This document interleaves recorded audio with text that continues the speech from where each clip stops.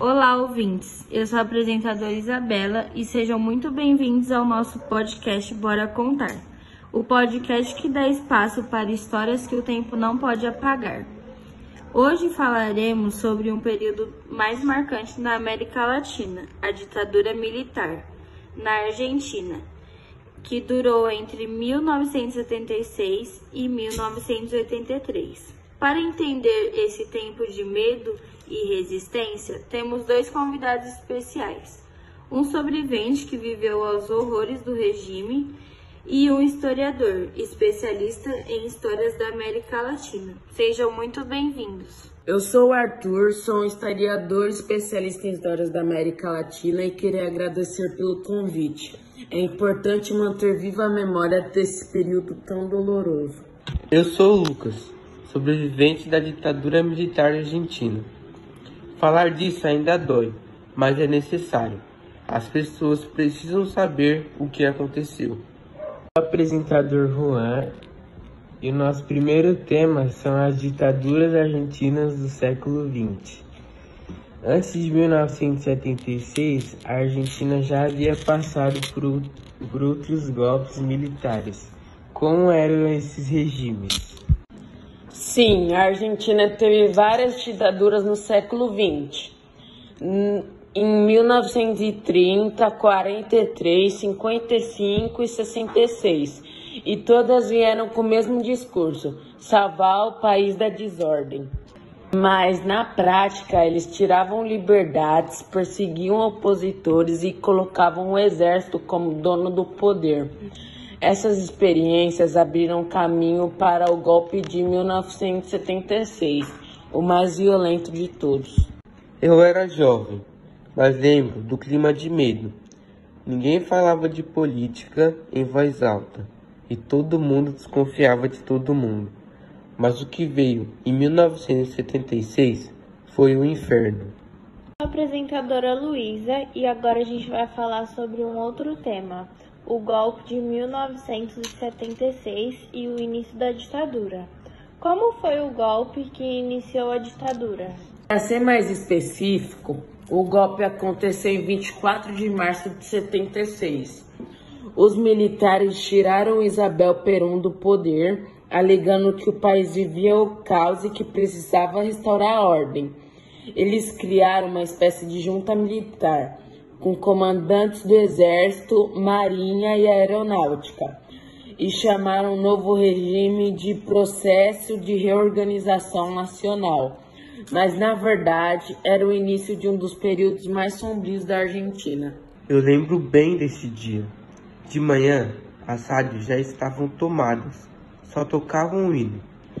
Eles diziam que iam salvar a nação, mas o que veio foi censura, prisões e desaparecimentos. Gente sumia da noite por dia e ninguém tinha coragem de perguntar o porquê. O que acontecia com as pessoas que eram presas? E o que era exatamente esse processo de reorganização nacional? Processo de Reorganização Nacional era um nome bonito que o governo dava à repressão. Eles queriam limpar o país de qualquer oposição. Fecharam universidades, censuraram jornais, proibiram músicas e livros. Tudo que era considerado da oposição era destruído. Elas eram levadas para centros clandestinos de detenção, lugares secretos onde eram torturadas e, na maioria dos casos, assassinadas.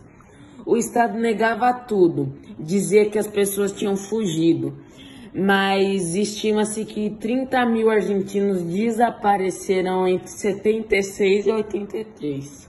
Eu vi professores sendo levados por soldados dentro da escola. Muitos nunca mais voltaram. A gente queimava livros, escondia panfletos e até dentro da família evitava falar de política. O medo era o ar que a gente respirava. Eu fui levado a um desses lugares. Fiquei semanas vendado. Ouvi gritos o tempo todo. Amigos sendo torturados. A cada dia eu achava que seria o próximo. A gente perdia a noção de tempo e esperança. Já um dos crimes mais cruéis desse período foi o sequestro de crianças. Pode nos explicar um pouco mais, historiador? Sim, muitas mulheres grávidas eram presas e davam à luz no cativeiro. Depois do parto, os bebês eram tirados delas e entregues a famílias ligadas aos militares. Essas crianças cresciam sem saber sua verdadeira origem.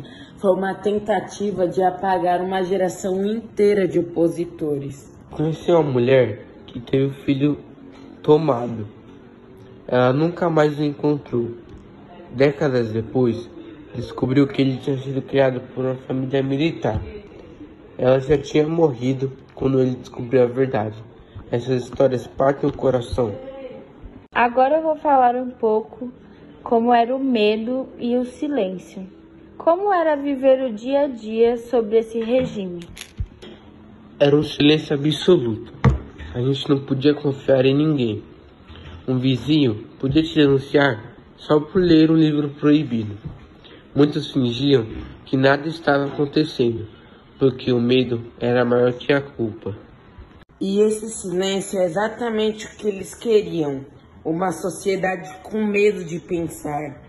A censura e a propaganda criaram uma falsa sensação de paz, mas nos bastidores o terror reinava.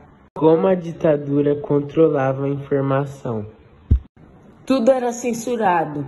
Os jornais publicavam apenas o que o governo autorizava, eram manipulados. Músicas, filmes e livros eram proibidos. O regime manipulava as notícias e escondia violência. Lembro de ver na TV notícias de que terroristas tinham morrido em tiroteios. Depois descobrimos que eram pessoas presas, executadas secretamente. Eles mentiam para todo mundo e muitos acreditavam. O que levou ao fim da ditadura em 1983? O fim era só uma questão de tempo, mas ocorreu devido a vários fatores. A crise econômica, a pressão internacional, mas principalmente a derrota na Guerra das Malvinas em 82. O povo foi às ruas protestar exigindo o fim do regime. Em 83, houve eleições livres e Raul Alfonsín foi eleito presidente, restaurando a democracia argentina. Eu chorei no dia da eleição. As pessoas se abraçavam nas filas de votação. Depois de 7 anos, podíamos escolher outra vez. Foi como respirar depois de muito tempo preso. Depois da volta da democracia, os militares foram punidos? Alguns sim. Em 85, houve o julgamento das juntas militares, que condenou os principais líderes do regime. Mas depois foram aprovadas leis que tentavam perdoá-los. Só anos depois, com a pressão popular, o trabalho das famílias e novos julgamentos, reabriram os casos. Demorou, mas a verdade venceu.